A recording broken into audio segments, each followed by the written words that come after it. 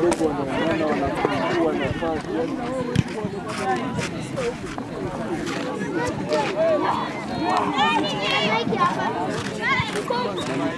majina naitwa Judith Patroba Robert, natokea Murugwanza. Mpira wa miguu kwa wasichana ni mpira ambao unatusaidia katika mambo mengi, hasa katika kusaidia katika viungo vya mwili ambavyo vinakuwa vimeregea, kuviweka sawa. Kwa hiyo kwa wasichana ambao hawaoni kwamba kuna umuhimu wa kucheza mpira wa miguu, waone kwamba ni kitu muhimu sana, tena inatusaidia katika afya bora. Shauri wangu wafuatilie sana michezo hii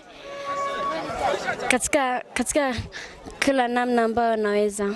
Kwa majina naitwa Witness Wilson kutoka Lukole Secondary School. Nachezea timu tarafa ya Nyamiaga. Wasichana wanapaswa kujiunga na mchezo wa mpira wa miguu kwa sababu hujenga afya, pia mchezo ni ajira. Kwa hiyo kupitia mchezo tunapata ajira, pia tunajenga afya. Kwa hiyo nawashauri wasichana wenzangu wajiunge na michezo, washiriki michezo kwa maendeleo ya taifa. Mimi napenda sana michezo kwa sababu michezo hujenga afya ya akili. Kwa hiyo napenda sana kushiriki katika michezo na inanisaidia kielimu, pia nafaulu vizuri na inajenga afya yangu pia, ndio maana napenda. Nashauri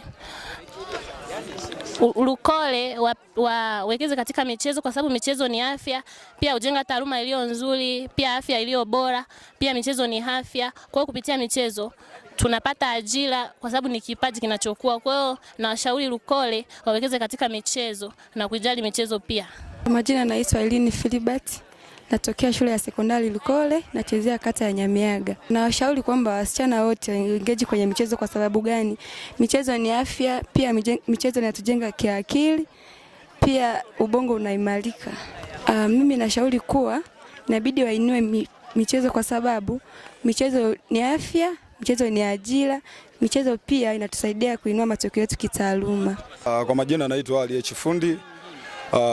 Mwalimu wa michezo shule ya sekondari Murugwanza, lakini hapa nimekuja kama mwakilishi wa kamati ya football wavulana na football wasichana tarafa ya Nyamiaga.